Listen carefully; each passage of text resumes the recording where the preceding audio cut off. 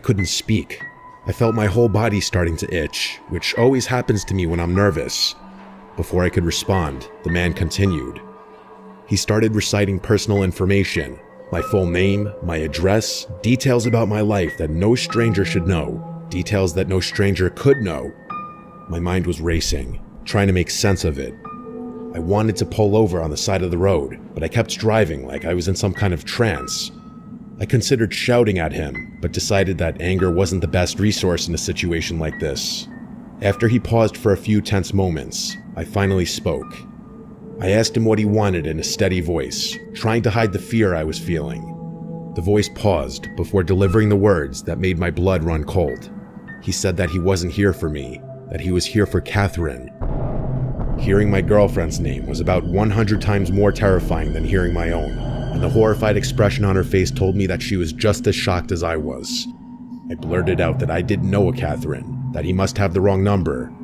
The man chuckled before saying, "She's sitting right next to you." That was too much for me. I pulled over on the side of the road. I had no choice. My hands were literally shaking in fear. I was about to say something when Catherine reached into my lap in one fluid movement and hung up the phone. Just like that, I literally screamed in her face, demanding to know why she hung up on a stranger that was making personal threats towards us. She didn't answer, just looked at me with wide, fearful eyes. I desperately tried to call the number back, once, twice, 3 times, but it never went through. Catherine told me to keep driving, which I ultimately did, but not before questioning her. She told me she was scared and that I couldn't blame her for hanging up, which I guess was fair. I drove off in silence, but I still couldn't understand why she'd hang up the phone.